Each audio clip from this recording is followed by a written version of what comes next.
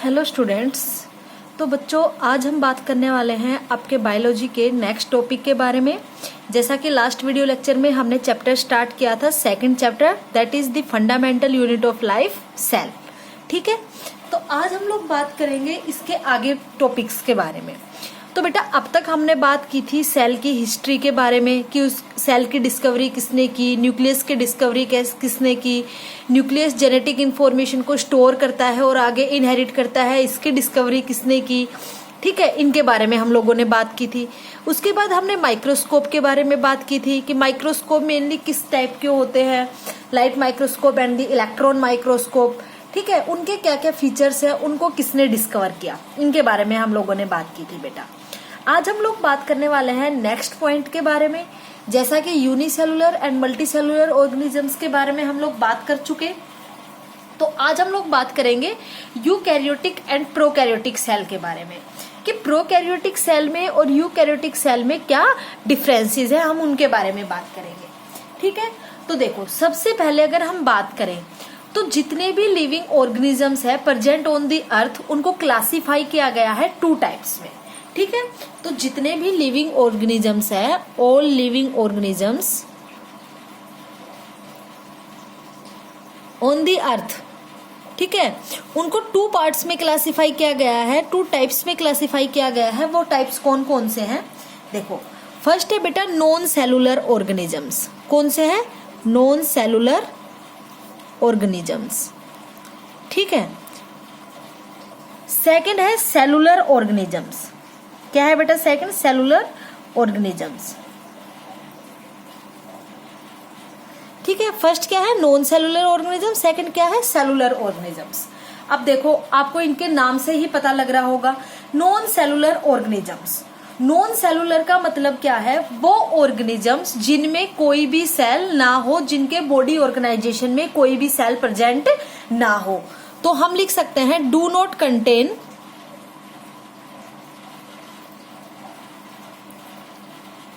Any cell, ठीक है, in their body organisation.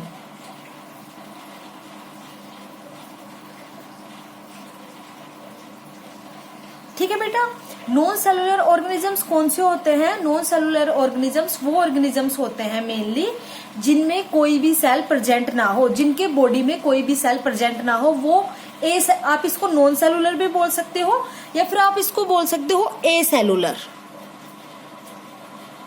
ठीक है, नॉन सेलुलर भी बोल सकते हो, फिर बोल सकते हो ए सेलुलर ऑर्गेनिजम्स। ठीक है, तो नॉन सेलुलर या ए सेलुलर ऑर्गेनिजम्स कौन से ऑर्गेनिजम्स होते हैं? ये वो ऑर्गेनिजम्स होते हैं जिनकी बॉडी में कोई भी सेल प्रेजेंट नहीं होती, जो विदाउट सेल होते हैं, सेल लेस होते हैं। ठीक है, अगर हम एग्जाम्पल लें तो एग्जाम्पल क्या आएगा? वायरसेस। ठीक है, जो वायरसेस होते हैं उनकी बॉडी में कोई भी सेल प्रेजेंट नहीं होती, और वायरसेस में कोई भी मेम्ब्रेन भी प्रेजेंट नहीं होती। हम लिख सकते हैं viruses lack cell, any membrane, कोई मेम्ब्रेन भी प्रेजेंट नहीं होती, सेल भी प्रेजेंट नहीं है, क्योंकि एसेलुलर ऑर्गेनिजम्स है। ठीक है, इसलिए ये लोग, जो वायरसेस है, वो जब आउटसाइड दी बॉडी प्रेजेंट होते हैं, ठीक है, तो वो डेड आइडेंटिटी की तरह वर्क करते हैं, डेड एंटिटी की तरह वर्क करते हैं। मतलब जब तक ये वायरसेस किसी लिविंग ऑर्गेनिज्म के कांटेक्ट में नहीं आते या फिर किसी लिविंग बॉडी के अंदर एंटर नहीं करते, किसी लिविंग बॉडी में एंटर नहीं करते, तब तक उससे पहले ये क्या होते हैं? एक डेड एंटिटी होती है। लेकिन जैसे ही ये किसी लिविंग ऑर्गेनिज्म के कांटेक्ट में आते हैं, लिविंग बॉडी में एंटर करते हैं, तो ये क्या हो जाते हैं? They are becomes active. ठीक है, ये एक्टिव हो जाते हैं।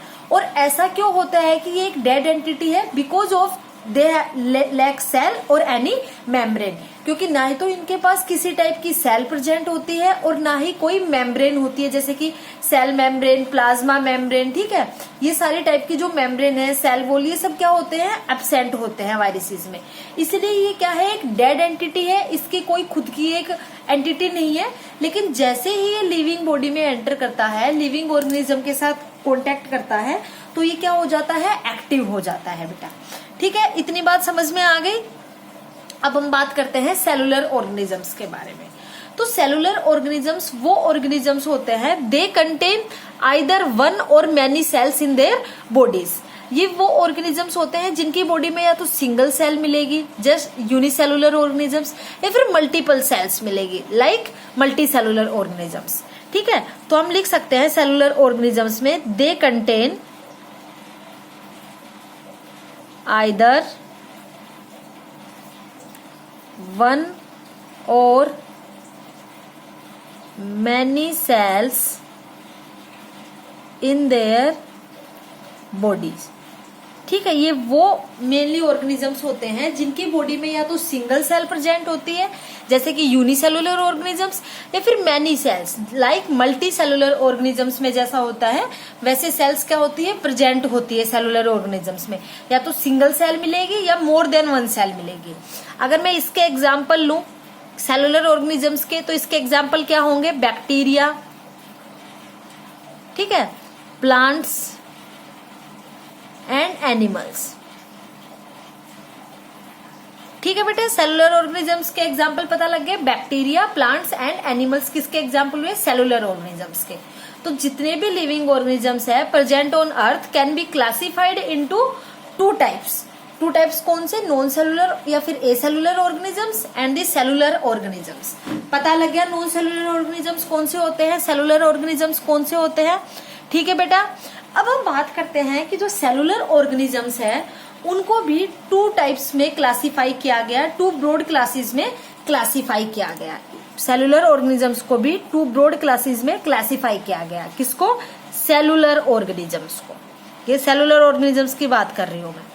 टू टाइप्स में किस किस में बेटा, फर्स्ट इज द प्रोकैरियोट्स, ठीक है, and second is the eukaryotes. First is the prokaryotes and second is the eukaryotes में क्लासिफाई किया गया। अब हम बात करेंगे इंडिविजुअल के बारे में कि प्रोकैरियोट्स कौन से होते हैं एंड यूकैरियोट्स कौन से होते हैं।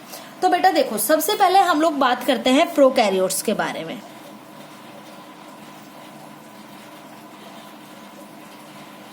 ठीक है, देखो प्रोकैरियोट्स के बारे में बात करते हैं। तो देखो आप, they are the primitive organisms. ये कौन सी ऑर्गेनिज्म है, प्रिमिटिव ऑर्गेनिज्म है। ठीक है, तो ये कौन सी ऑर्गेनिज्म है, प्रिमिटिव ऑर्गेनिज्म है। हम प्रिमिटिव का मतलब क्या होता है, जो सबसे पहले अराइज हुए थे। ठीक है, प्रिमिटिव ऑर्गेनिज्म है। अब देखो प्रोकैरियोट में अगर मैं बात करूं तो प्रो का मतलब होता है फॉल्स, ठीक है बेटा, और कार्योट मतलब कार्योन। कार्योन का मतलब होता है न्यूक्लियस। क्या होता है बेटा, कार्योन का मतलब न्यूक्लियस। इसलिए हम लोग बोलते हैं कि प्रोकैरियोट्स में फॉल्स न्यूक्लियस प्रेजेंट होता है। ठीक है, प्रोकैरियोट्स में कौन सा न्यूक्लियस प्रेजेंट होता है बेटा, फॉल्स न्यूक्लियस प्रेजेंट होता है। हम बोल सकते हैं फॉल्स न्यूक्लियस प्रेजेंट होता है इनमें। ठीक है, हम ये प्रोकैरियोट्स के कुछ कैरेक्टरिस्टिक्स देखेंगे कि कौन कौन से कैरेक्टरिस्टिक फीचर्स है। ठीक है, तो प्रोकैरियोट्स में अगर हम बात करें तो they are the primitive organisms, सबसे पहले अराइज हुए ऑर्गेनिजम्स है। ठीक है, और ये कौन, इनके पास जो न्यूक्लियस होता है वो कैसा होता है, फॉल्स न्यूक्लियस होता है। अब हम इसको फॉल्स न्यूक्लियस क्यों बोलते हैं, अगर उसके बारे में हम लोग बात करें तो देखो, तो प्रोकैरियोट्स जो भी सेल कंटेन करेंगे, ठीक है, इनकी बॉडी जिन भी सेल से बनी हुई होगी उन सेल्स को हम टर्म देंगे दैट इज प्रोकैरियोटिक सेल। क्या टर्म देंगे बेटा, दैट इज प्रोकैरियोटिक सेल। ठीक है, प्रोकैरियोट्स में जो सेल है, सेल अरेंज है, उनको हम टर्म दे देंगे प्रोकैरियोटिक सेल। ऐसे यूकैरियोट्स में हम जब बात करेंगे तो यूकैरियोट्स की बॉडी में जो सेल प्रेजेंट है, जिस ऑर्गेनाइज्ड फॉर्म में प्रेजेंट है, उसको हम बोल देंगे यूकैरियोटिक सेल। ठीक है, तो अब हम बात करते हैं सेकंड कि हम लोगों ने इनको फॉल्स न्यूक्लियस क्यों बोला। हमने इनको फॉल्स न्यूक्लियस क्यों बोला, तो फॉल्स न्यूक्लियस क्यों बोलते हैं बेटा, देखो जो न्यूक्लियस है उसके सराउंडिंग में न्यूक्लियर मेम्ब्रेन प्रेजेंट होती है। क्या प्रेजेंट होती है, न्यूक्लियर मेम्ब्रेन प्रेजेंट होती है। लेकिन प्रोकैरियोट्स में जो न्यूक्लियस है उसके सराउंडिंग में कोई भी न्यूक्लियर मेम्ब्रेन प्रेजेंट नहीं होती। क्या होता है, न्यूक्लियर मेम्ब्रेन एब्सेंट होती है। न्यूक्लियर मेम्ब्रेन क्या होती है, एब्सेंट होती है, जिसके कारण हम बोलते हैं कि they contain false nucleus. They contain false nucleus, क्योंकि कोई भी न्यूक्लियर मेम्ब्रेन प्रेजेंट नहीं है तो वो कैसे डिफाइंड करेंगे कि ये न्यूक्लियस ही है। तो एक फॉल्स न्यूक्लियस प्रेजेंट होता है, ट्रू न्यूक्लियस प्रेजेंट नहीं होता। तो अगर कहीं पे ये आ जाए कि प्रोकैरियोट्स में न्यूक्लियस नहीं होता, कहीं आ जाए ऑप्शन में मान लो, ठीक है, तो वो ऑप्शन भी क्या होगा, करेक्ट होगा। ठीक है, इसलिए हम लोग बोल देते हैं कि प्रोकैरियोट्स में फॉल्स न्यूक्लियस होता है because of the absence of the nuclear membrane surrounding them. ठीक है, अब देखो बेटा, अगर हम बात करें नेक्स्ट पॉइंट की, तो prokaryotic cell have 3 basic structures. Prokaryotic cell have 3 basic structures. अब वो 3 बेसिक स्ट्रक्चर्स कौन कौन से हैं, अगर हम बात करें कि 3 जो बेसिक स्ट्रक्चर्स के बारे में हम लोग बात करेंगे वो कौन कौन से हैं। ठीक है, तो इतना मैंने बता दिया कि जो प्रोकैरियोटिक सेल होती है उसमें न्यूक्लियर मेम्ब्रेन नहीं होता। ठीक है, सराउंडिंग द न्यूक्लियस, या फिर बोल सकते हो around the genetic material like DNA. ठीक है, न्यूक्लियर मेम्ब्रेन एब्सेंट होती है around there genetic substances like DNA. Genetic material है डीएनए, ठीक है, उसके सराउंडिंग में न्यूक्लियर मेम्ब्रेन क्या होती है, एब्सेंट होती है प्रोकैरियोट्स में। ठीक है, अब देखो, अगर हम बात करें न्यूक्लियर मटेरियल की प्रोकैरियोटिक सेल के, तो न्यूक्लियर मटेरियल जो होता है प्रोकैरियोटिक सेल का, वो कंसिस्ट करके रखता है, कंटेन करके रखता है सिंगल क्रोमोजोम। क्या कंटेन करके रखता है बेटा, single chromosome which is direct contact with cytoplasm, जिसका डायरेक्ट कॉन्टेक्ट होता है साइटोप्लाज्म से। ठीक है, क्योंकि देखो, तो नेक्स्ट पॉइंट क्या हुआ प्रोकैरियोट्स की, अगर हम बात करें nuclear material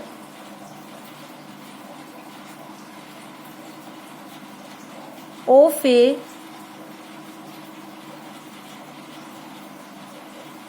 prokaryotic cell consist of a single chromosome which is in direct contact with cytoplasm। ठीक है बेटा, इतनी बात आ गई आप लोगों को समझ में कि हम जो बात कर रहे हैं, जो न्यूक्लियर मटेरियल होता है प्रोकैरियोटिक सेल्स का, वो कंसिस्ट करके रखता है single chromosome which is in direct contact with cytoplasm. Direct contact कैसे है साइटोप्लाज्म में, देखो, जैसे कि ये है न्यूक्लियस का स्ट्रक्चर, ये क्या है, न्यूक्लियर मेम्ब्रेन है मान लो। अब इसमें क्या है, ये क्रोमोजोम की स्ट्रक्चर है, क्रोमोजोम प्रेजेंट है, और ये क्या है, डीएनए है। ठीक है, मान लो ये क्या है, डीएनए है, थ्रेड लाइक स्ट्रक्चर। तो अब इसमें ये न्यूक्लियर मेम्ब्रेन अब्सेंट है, न्यूक्लियर मेम्ब्रेन क्या है, अब्सेंट है प्रोकैरियोट्स में। ठीक है बेटा, तो जब न्यूक्लियर मेम्ब्रेन एब्सेंट है, तो जो न्यूक्लियस के अंदर, न्यूक्लियर मेम्ब्रेन के अंदर जो ये साइटोप्लाज्म है, डीएनए है, जो जेनेटिक मटेरियल है, वो डायरेक्ट कांटेक्ट कर जाएगा साइटोप्लाज्म के साथ, क्योंकि कोई भी सेल है उसके अंदर क्या प्रेजेंट होता है बेटा, साइटोप्लाज्म। और अदर टाइप्स के सेल ऑर्गेनिल्स भी प्रेजेंट होते हैं जो वहां पे मेटाबॉलिक एक्टिविटीज परफॉर्म करते हैं सेल के अंदर। ठीक है, वो अदर जो सेल ऑर्गेनिल्स है, जैसे कि माइटोकॉन्ड्रिया, लाइसोसोम, गोल्जाई बॉडीज, ठीक है, अदर जो सेल ऑर्गेनिल्स है आप उनके बारे में बात करोगे, एंडोप्लाज्मिक रेटिकुलम, उन सबके फंक्शंस की भी हम लोग बात करेंगे इस चैप्टर में। ठीक है, तो अलग टाइप के सेल ऑर्गेनिल्स प्रेजेंट होते हैं, वहीं पे बेटा ये न्यूक्लियर मेम्ब्रेन है और इसके अंदर प्रेजेंट होता है न्यूक्लियस, फिर उसके अंदर प्रेजेंट होता है क्रोमोजोम, डीएनए। तो जब ये न्यूक्लियर मेम्ब्रेन ही अब्सेंट है प्रोकैरियोटिक सेल में, तो ये साइटोप्लाज्म के साथ डायरेक्ट कॉन्टेक्ट में रहेगा। तो यहाँ पे हमने वही बात बोली है कि जो न्यूक्लियर मटेरियल है किसी भी प्रोकैरियोटिक सेल का, वो सिंगल क्रोमोजोम कंसिस्ट करता है which is direct contact with cytoplasm.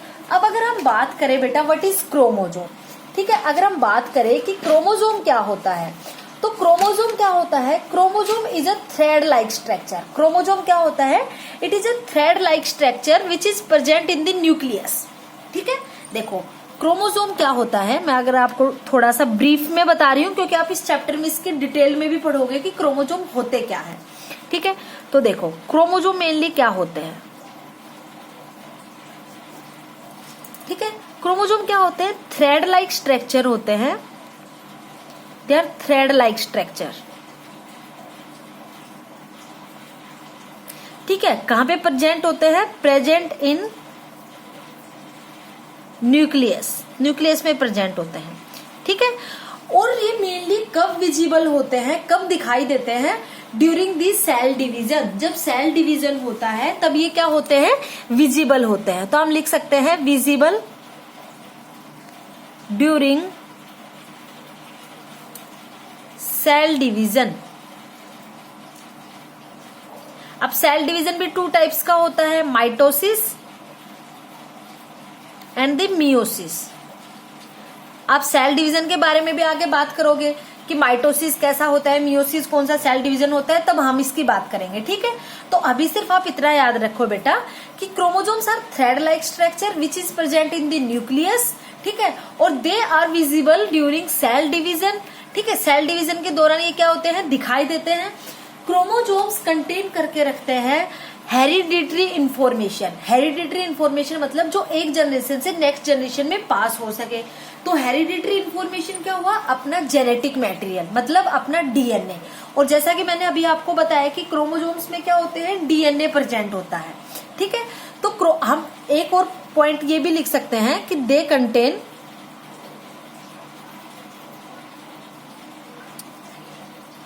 Hereditary information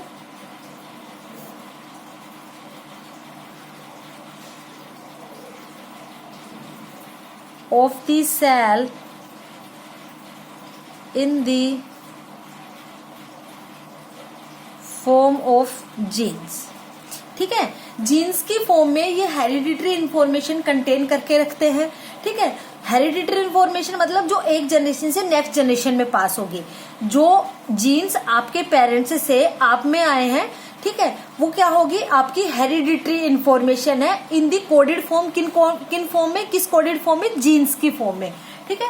तो क्रोमोसोम में भी वही बताया गया है कि ये हेरिडिटरी इंफॉर्मेशन को कंटेन करके रखते हैं of the cell.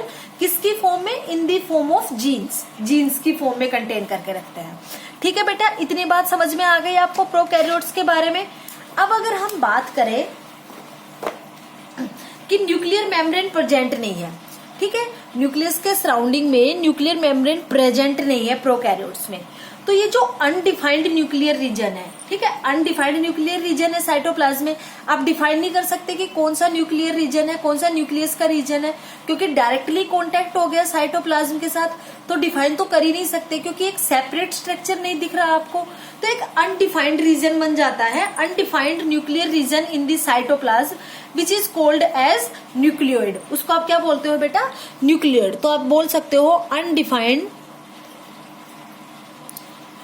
nuclear region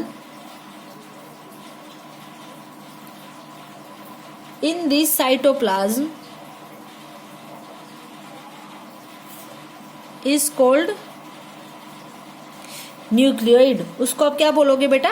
nucleoid. और न्यूक्लियोइड क्यों बोला? Because of the absence of the nuclear membrane around the genetic material, ठीक है। अब जेनेटिक मटेरियल के सराउंडिंग में अगर न्यूक्लियर मेम्ब्रेन ही एब्सेंट है तो वो एरिया कैसा हो गया? अनडिफाइंड एरिया हो गया। आप उसको डिफाइन नहीं कर सकते कि न्यूक्लियर रीजन है, क्योंकि वो डायरेक्ट कॉन्टेक्ट में आ गया, साइटोप्लाज्म के साथ मर्ज हो गया, तो आप पता नहीं लगा सकते। तो वो जो अनडिफाइंड एरिया है, न्यूक्लियर रीजन है, न्यूक्लियर एरिया है, आप उसको क्या बोलोगे? न्यूक्लियोइड। आप उसको क्या बोलोगे बेटा? न्यूक्लियोइड बोलोगे, ठीक है। अब अगर हम बात करें अदर सेल ऑर्गेनेल्स की, तो प्रोकैरियोटिक सेल में अदर टाइप के मेम्ब्रेन बाउंड ऑर्गेनेल्स पाए जाते हैं, ठीक है। अब अगर हम बात करें कि कौन कौन से मेम्ब्रेन बाउंड ऑर्गेनेल्स पाए जाते हैं या कौन कौन से ऐसे ऑर्गेनेल्स है जो अब्सेंट होते हैं, ठीक है, तो प्रोकैरियोटिक सेल में, in prokaryotic cell other membrane bound organelles such as mitochondria are also absent. Mitochondria क्या होता है? एब्सेंट होता है प्रोकैरियोटिक सेल में, ठीक है। तो हम बात करेंगे इन अ प्रोकैरियोटिक सेल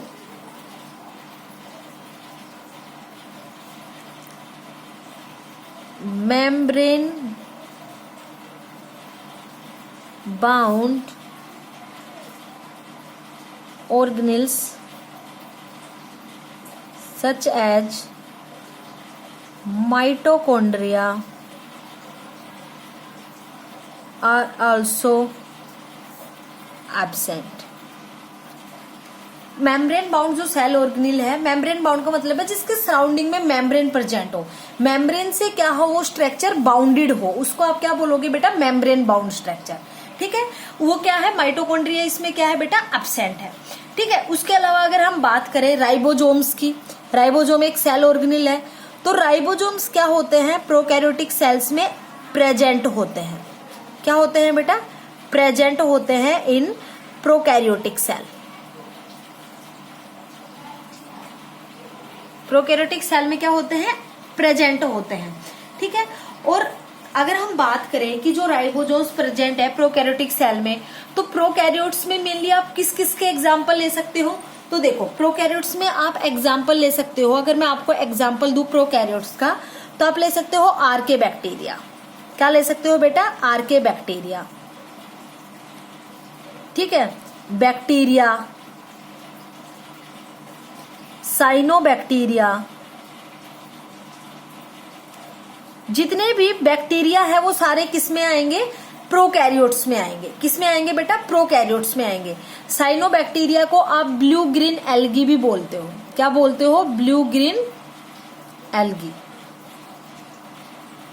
ठीक है बेटा, तो आप क्या बोल सकते हो कि जितने भी बैक्टीरिया है वो सारे किस में इंक्लूड होंगे, प्रोकैरियोट्स में इंक्लूड होंगे। ठीक है, ये मैंने आपको एग्जांपल दिए हैं प्रोकैरियोट्स के। कौन कौन से एग्जांपल हो सकते हैं, आर्के बैक्टीरिया, बैक्टीरिया, साइनोबैक्टीरिया, जिसको आप ब्लू ग्रीन एल्गे भी बोलते हो।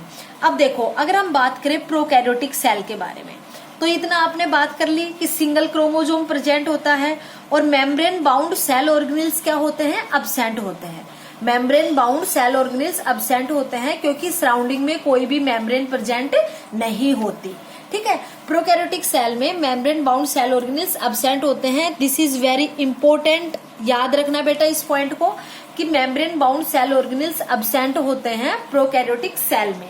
ठीक है, अब देखो अगर मैं बात करूं उसके अलावा यहाँ पे जो सेल डिवीजन होता है वो कैसे होता है, तो cell division takes place by fusion और बडिंग। किस किस के द्वारा होता है, हेयर सेल डिवीजन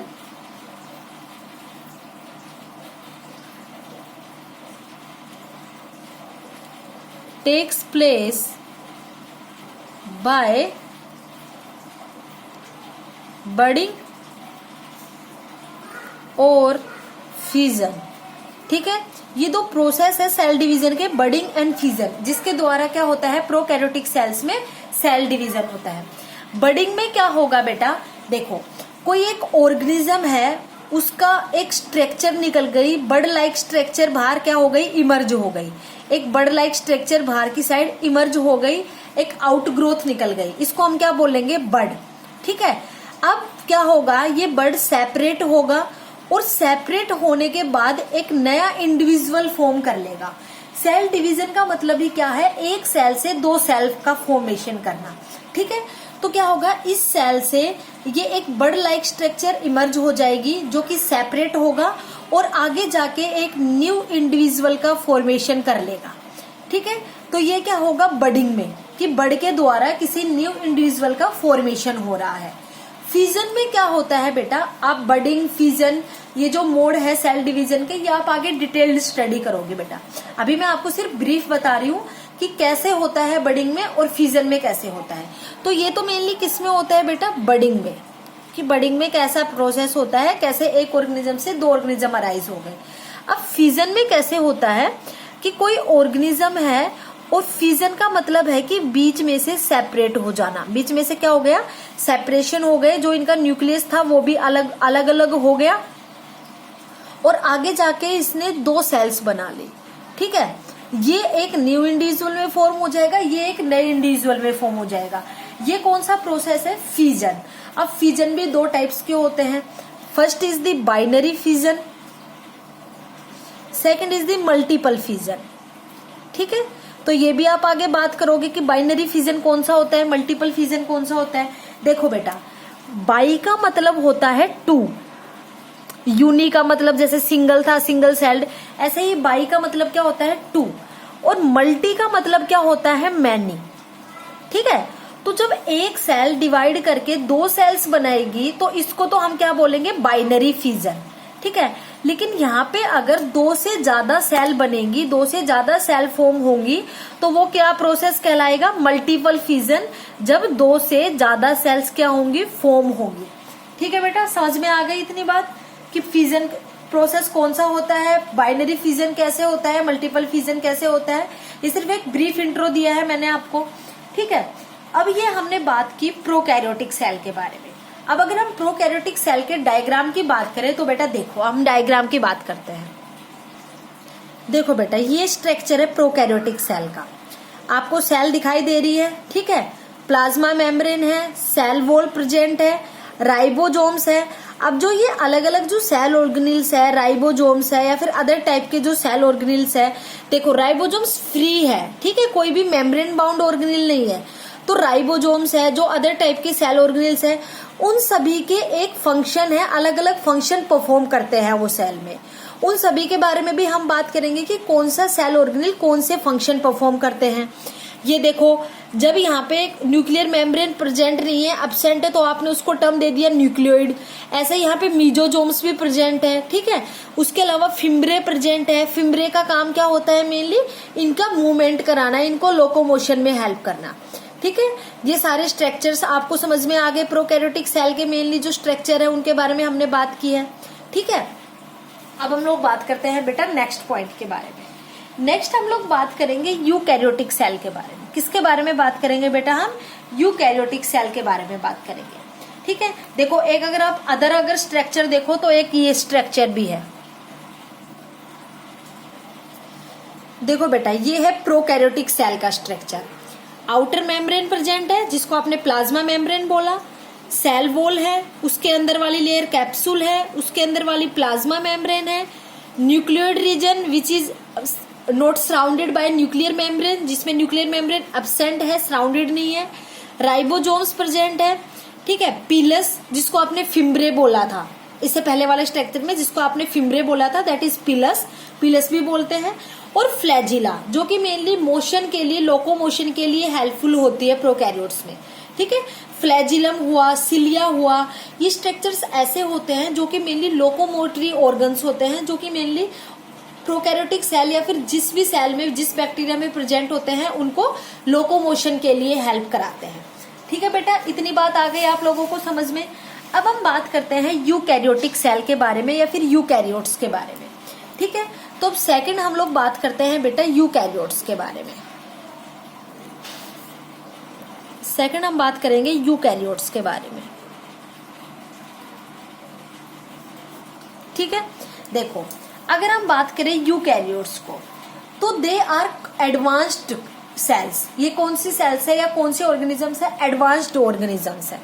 और प्रोकैरियोट्स कौन से थे, प्रीमिटिव ऑर्गेनिजम्स थे। ये कौन से ऑर्गेनिजम्स है, एडवांस्ड ऑर्गेनिजम्स है।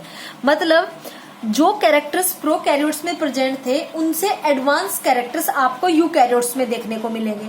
एडवांस कैरेक्टर का मतलब क्या है, जो जो स्ट्रक्चर प्रोकैरियोट्स में एब्सेंट थे, आपको वो स्ट्रक्चर कुछ यहाँ पे देखने को मिलेंगे। अब वो कौन कौन से, अगर हम उसकी बात करें तो बेटा देखो, यू का मतलब होता है ट्रू।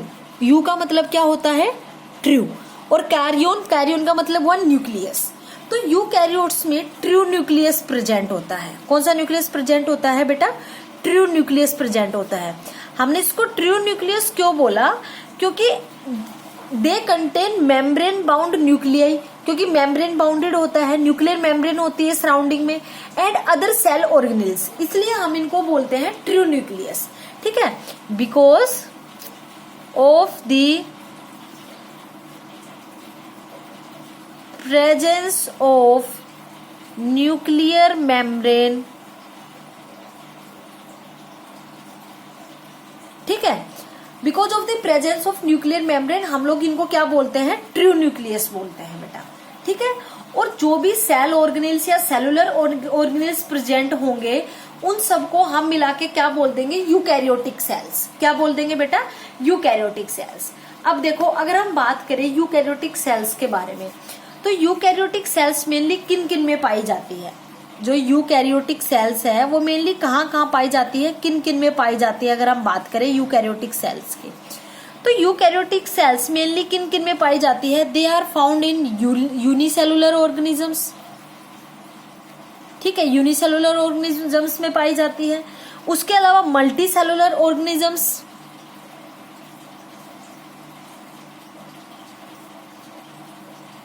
उसके अलावा किसमें पाई जाती है बेटा? प्लांट्स, और उसके अलावा किसमें पाई जाती है? एनिमल्स। तो पता लग गया आपको यूकैरियोटिक सेल मेनली किन किन में पाई जाती है बेटा? Unicellular, multicellular, plants and animals में पाई जाती है। तो आप लिख सकते हो eukaryotic cells are found in unicellular, multicellular, plants and animals. ठीक है, और ये मेनली क्या कंटेन करके रखते हैं? दे कंटेन ऑल स्ट्रक्चर्स की बात कर रही हूं मैं, unicellular, multicellular, plants and animals. तो ऑल दे आर कंटेन, क्या कंटेन करके रखते हैं? देखो, अदर टाइप के ऑर्गेनल्स या अदर टाइप के जो मेम्ब्रेन है वो कंटेन करके रखते हैं। वो कौन कौन सी मेम्ब्रेन है? देखो, they contain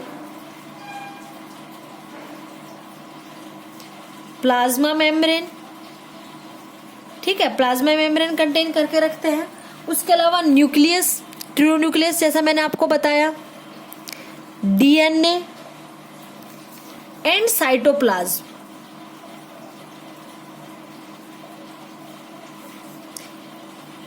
with ribosomes and other cell organelles.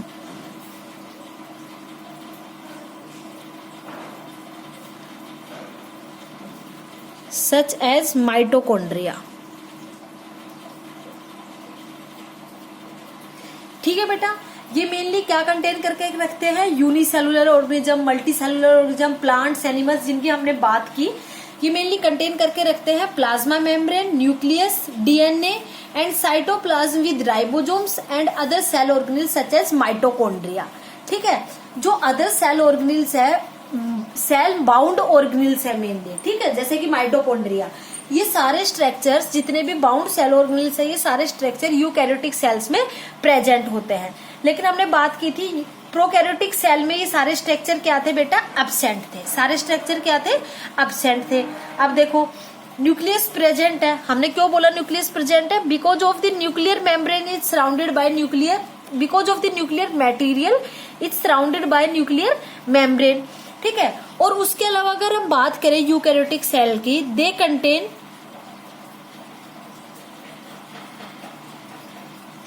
More than one chromosome, more than one chromosome. लेकिन हमने बात की थी प्रोकैरियोटिक सेल की, तो प्रोकैरियोटिक सेल में सिर्फ सिंगल क्रोमोजोम प्रेजेंट होता है। लेकिन अगर हम बात करें यूकैरियोटिक सेल की, तो यूकैरियोटिक सेल में they contain more than one chromosome. ठीक है, उसके अलावा जो भी मेम्ब्रेन बाउंड सेल ऑर्गेनेल्स है, जैसे कि मैंने यहाँ पे सिर्फ माइटोकॉन्ड्रिया लिया है, उसके अलावा भी जो अदर जो मेम्ब्रेन बाउंड सेल ऑर्गेनेल्स है, जैसे कि माइटोकॉन्ड्रिया, ठीक है, प्लास्टिड्स,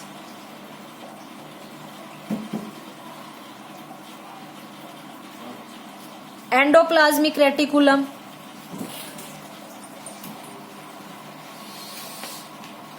ठीक है, या फिर आप बोल सकते हो गोल्जाई बॉडीज या गोल्जाई एपरेटस, ठीक है, या फिर उसके अलावा लाइसोसोम्स, पेरोक्सीसोम्स, ये सारे स्ट्रक्चर्स कौन से स्ट्रक्चर्स है बेटा? मेम्ब्रेन बाउंड स्ट्रक्चर्स है। कौन से ऑर्गेनेल्स है ये? मेम्ब्रेन बाउंड ऑर्गेनेल्स है, जो कि मेनली अगर हम देखें तो यूकैरियोटिक सेल में क्या रहती है? प्रेजेंट होते हैं। अब जब आप बात करोगे यूकैरियोटिक सेल की आगे फर्दर डिटेल में, तो आप माइटोकॉन्ड्रिया, प्लास्टिड, एंडोप्लाज्मिक रेटिकुलम, इन सभी स्ट्रक्चर्स की भी बात करोगे, और ये क्या क्या फंक्शन परफॉर्म करते हैं सेल में, इनका क्या रोल होता है, हम उनकी भी बात करेंगे। ठीक है, तो ये सारे membrane bound cell organelles present होते हैं बेटा यूकैरियोटिक सेल में। इतनी बात आ गई आप लोगों को समझ में? ठीक है बच्चा, तो अगर उसके आगे अगर हम बात करें सेल्स के बारे में, तो देखो डिफरेंट टाइप की सेल्स होती है, और डिफरेंट टाइप की उनकी कैसी होती है? स्ट्रक्चर होती है। डिफरेंट उनका डिवीजन ऑफ लेबर होता है। डिवीजन ऑफ लेबर का मतलब होता है कि एक सेल कैसे डिवाइड कर रही है, किस तरीके से वो डिवाइड कर रही है, उसका डिवीजन ऑफ लेबर क्या है। ठीक है, तो डिफरेंट टाइप्स की सेल्स होती है, जैसे कि स्पर्म सेल हो गई, ल्यूकोसाइट सेल्स हो गई, नर्व सेल्स हो गई, फैट सेल्स हो गई, मसल सेल्स हो गई। ये सारी सेल्स के नाम अलग अलग है, क्यों? Because there is a division of labour within multicellular organisms. ठीक है, क्योंकि मल्टी सेलुलर जो ऑर्गेनिजम्स है, जैसे अगर ह्यूमन बींग्स की अगर हम बात करें तो डिफरेंट डिफरेंट सेल की different different division of labour होता है। ठीक है, डिफरेंट डिफरेंट डिवीजन लेबर का मतलब है कि जो डिफरेंट डिफरेंट पार्ट्स है ह्यूमन बॉडी के, वो डिफरेंट डिफरेंट फंक्शंस परफॉर्म करते हैं। क्या करते हैं बेटा? डिफरेंट फंक्शन परफॉर्म करते हैं। जैसे कि देखो, अगर मैं डिफरेंट फंक्शंस की बात करूं, ठीक है, ये एक अलग से टॉपिक है, डिवीजन ऑफ लेबर। कौन सा टॉपिक है बेटा?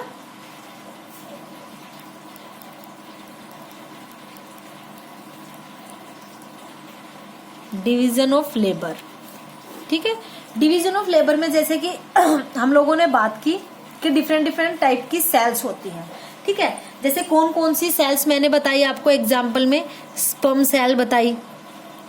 ठीक है, उसके अलावा अगर मैं बात करूं तो बोन सेल, मसल सेल,